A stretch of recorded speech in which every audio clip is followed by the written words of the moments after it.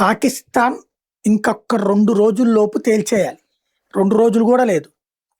ఇవాళ 9 అంటే రేపు 10 ఎల్లుండికే. అంటే కొడితే రేపటిలోపు కొట్టగలగాలి. బెలూచిస్తాన్‌లో పాకిస్తాన్ పోస్టులను ఆల్రెడీ లాక్కుని పాకిస్తాన్ సైన్యాన్ని ఇప్పటికే 100 సార్లు చంపేసి అక్కడ వేల మంది పాకిస్తాన్ సైన్యం ప్రాణాలర్పించాల్సిన పరిస్థితి వచ్చింది బెలూచ్ రెబెల్స్ దెబ్బకి. బెలూచ్ ఫ్రీడమ్ ఫైటర్స్ ఆల్రెడీ వాళ్ళ రాజ్యాంగం రాసేసుకున్నారు. అది కూడా 12 భాషల్లో రాసేసుకున్నారు.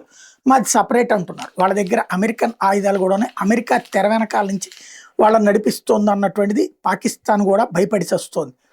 ఇప్పుడు మరి ఏం చేస్తారు? తెగించి వెళ్ళాలి. ఆకాశంలో నుంచి దాడులు చేస్తే ఏమీ కాదు. ఎందుకు ఎల్లుండే అంటున్నానంటే బెలూచిస్తాన్ రిపబ్లిక్ డే కిందన ఆ రోజున ప్రకటించుకుంది. ఇది స్వతంత్ర దినోత్సవం కిందన 11వ తారీఖున ప్రపంచవ్యాప్తంగా స్వతంత్ర సార్వభౌమ దేశంగా గుర్తించాలని చెప్పి అన్ని దేశాల యొక్క రాయబార కార్యాలయాల దగ్గర మాకు రాయబార కార్యాలయాలు ఇవ్వమని చెప్పి అడుగుతున్నారు. రిపబ్లిక్ ఆఫ్ బెలూచ్ ఇప్పుడు ఎట్లయితే పాలస్తీనాకి గుర్తించారో అట్లా గుర్తించమని అడుగుతుంది. ఏం జరుగుతుందో చూడాలి.